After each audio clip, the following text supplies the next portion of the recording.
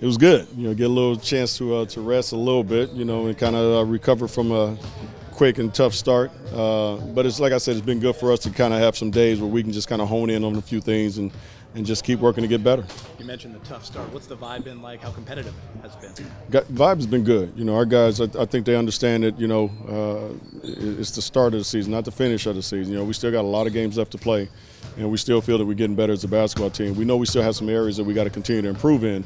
But, they seem to be very optimistic, very spirited practice today, and get another one in tomorrow before we, lace it up Sunday. You mentioned the areas that you've been struggling. Of course, defense always come to mind. I always remember you telling me that Magic wasn't a great on-ball defender. Right. He was a great team defensive player.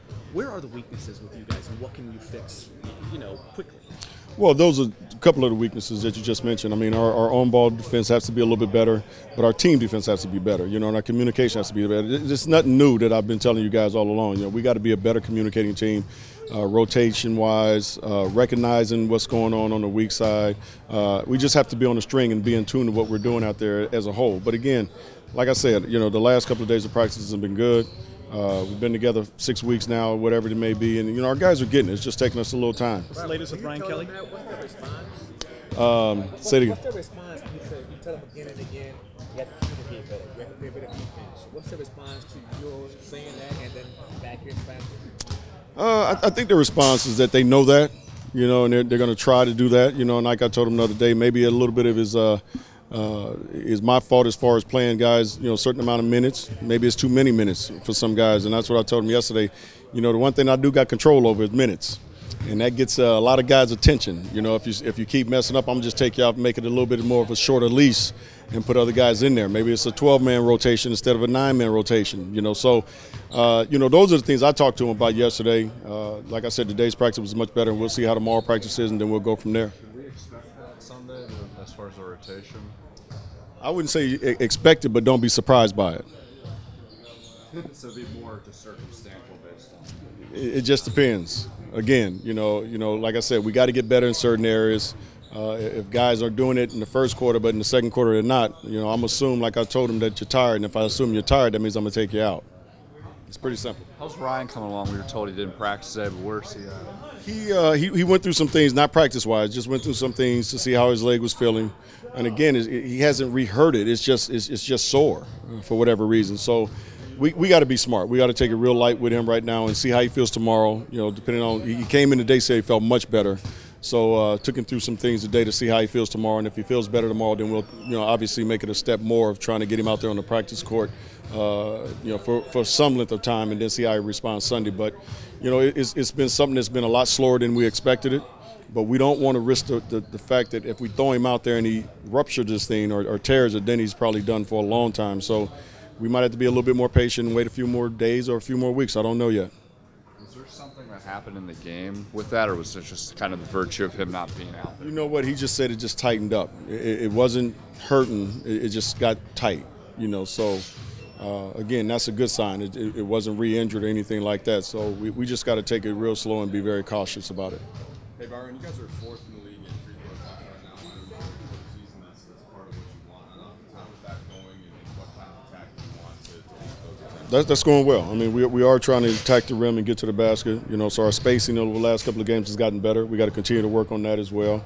There's not a facet of the game that we don't have to continue to work on. I mean, that's the bottom line. We're going to continue to work on everything, offense as well. But the biggest emphasis is always going to be on the defensive end.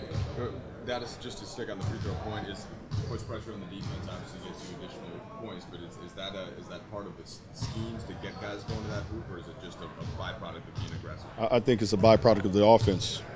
It kind of opens it up, and when we do it the right way, we get open shots or we get to the basket. So I think it's more of a byproduct of what we're doing offensively than anything. Byron, what have you seen from Wayne so far, especially defensively and offensively? Well, I know Wayne. I had Wayne in Cleveland with me, so I know he's a competitor. He's going to play hard. He's a smart player. He doesn't make a ton of mistakes. He's not the most gifted athlete, but he understands how to play the game, and that's what I saw him in Cleveland. And when I talked to him here about coming here and trying to make this team, he knew from me that he would get a fair shot at that. And like I said, from that standpoint, he understood, what I'm all about, just like I understand what he's all about. It's obviously early to look at advanced numbers and stuff. It's only been 5 games, but his numbers look good, both offensively and defensively. Something that you're seeing too. Well, his numbers are good. I mean, they're solid. There's nothing that really sticks out. It's just solid. I mean, and he does that on both ends of the floor. And that, I have a lot of confidence in Wayne when I put him on the floor that he's going to do the right thing on both ends of the floor. Is he one of those players with, especially if Ryan's back and when Nick comes back, being a shooter, having more shooters, do you think that's going to benefit him? To not have so much anytime you can put a couple of guys out there that can spread the defense and can knock down threes on a consistent basis, it makes the other guys better too. So if Wayne is out there with Ryan, both of those guys are probably going to get some open shots because of the other guys. So it's the same thing when Nick comes back. And I can't wait for both of those guys, Ryan and Nick, to be back and healthy, and then we'll get a chance to see what we have. Byron, how's Wesley coming along, just from what you've seen offensively and defensively? He's coming. The one thing with Wesley, and I've told him, a couple of weeks ago, he just has to be a little bit more assertive, a little bit more aggressive. He's got the green light. You can't worry about me taking him out because I'm not going to take him out for taking a bad shot or making a mistake offensively. Now, I'll take him out for making a mistake defensively, but not on the offensive end. So I think he has a little bit more confidence in himself and what he's doing, and I think he's more comfortable right now. So it's just a process of him continuing to get better, in those areas as we go along. But right now, after 5 games, I like what I see, but I know he can be better, and that's what I'm kind of pushing for. But you had talked about after the season that he didn't know how good he could be. Is he still at that stage trying to figure out where he can be? Yeah. BT, I still don't think he knows how good he can be. Just like some guys, they don't know how athletic they are. They just take it for granted. He's one of those guys. I think, he hasn't really scratched the surface on how good he can be as a basketball player on both ends of the floor. We've seen it from time to time, but what we want to do is see it on more of a consistent basis. What can you do to figure that out? Just keep pushing him. Keep pushing him. Keep trying to run certain things for him on the offensive end. Keep pushing him on the defensive end. Keep giving him that confidence that he needs and that reassuring that, don't worry about it. Just go out there and play basketball.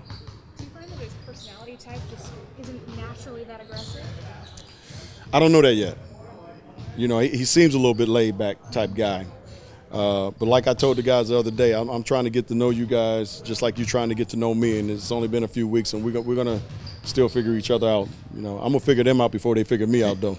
Well, Byron, off the topic of a practice and game that 23 years ago when Magic made his announcement, what do you remember about that day, that moment? Everything. Where were you? I was at Loyola Marymount in the gym. Mike Dunleavy said, we have a mandatory meeting at the Forum.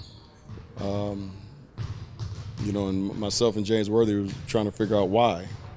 And we're shooting free throws and pretty much figured it out to a certain extent, and got in the car to go home because unfortunately back in those days we didn't have practice facilities, so we couldn't take showers and get dressed and have lunch and all that good stuff. So went home, and as soon as I got in the car I heard the news, and got home and took a shower and sat on my bed with my head in my hands, and my wife came in and she was hysterical, and then went to the Forum, and Irvin came in and told us exactly what he was about to tell the world, and there wasn't a dry tear in the locker room.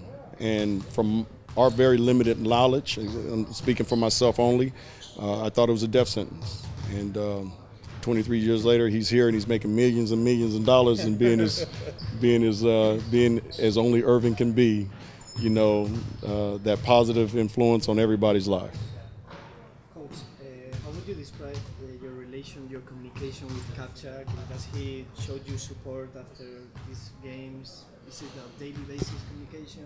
I wouldn't say a daily basis, but we talk a lot. Basically in this thing together.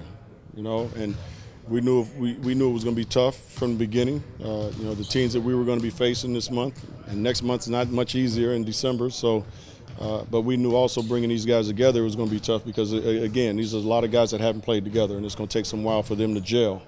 But we talk a lot. I think most coaches and GM talk a lot when they're trying to build something, and that's what we're trying to do.